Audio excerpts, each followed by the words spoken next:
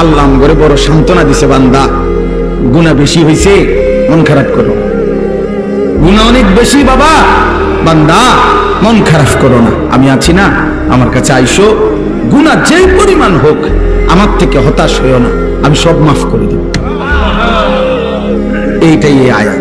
কুল, হে নবী আপনি বলেন, ইয়া ইবাদিয়াল্লাযীনা আসরাফু আলা আনফুসিহিম, হে আমার বান্দারা, তোমাদের যাদের জীবন গুনায় গুনায় পূর্ণ হয়ে গেছে, জীবনের উপরে জুলুম করে ফেলেছ, গুনার সীমা অতিক্রম করে ফেলেছ, সাগরের ঢেউর চাইতে গুনাহ বেশি, পাহাড়ের উচ্চতার চাইতে গুনাহ বেশি, আসমানের কাছে গুনাহ পৌঁছে গেছে, আল্লাহ বলেন লা তাকনাতু মির রাহমাতিল্লাহ, আমি আল্লাহর রহমত থেকে নিরাশ হইও না, ইন্নাল্লাহা ইয়াগফিরুয যুনুবা জামিআ, নিশ্চয়ই তোমার আল্লাহ সব গুনাহ মাফ করে দিবে।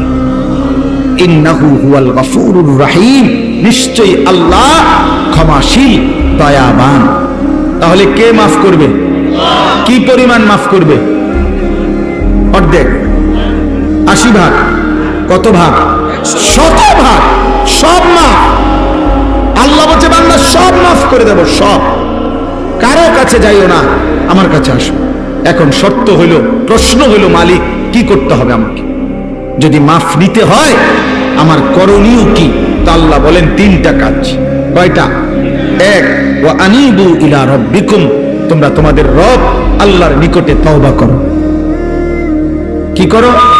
এই আনিবু মানে ইনাবাত, মানে তওবা, রুজু, তোমাদের রবের কাছে ফিরো, তওবা করো। তওবা কিভাবে করে? 3 ভাবে। কয় ভাবে? 1, আপনি এই 3 জিনিস একসাথে করলে তওবা হয়, মনে রাখবেন। 1 নাম্বার, কলিজা দিয়া, দিল থেকে, মনে রাখবেন আপনার কলিজার শেষ অংশটাও দিলের শেষ শব্দ আল্লাহ শুনে, তাহলে অন্তর দিয়ে আপনাকে প্রথম বলতে হবে আল্লাহ আমি সমস্ত গুনাহ ছেড়ে দিলাম। 2, আর করব না, ওয়াদা দিলাম। 3, আমি লজ্জিত মাওলা, আমি মাফ চাইলাম।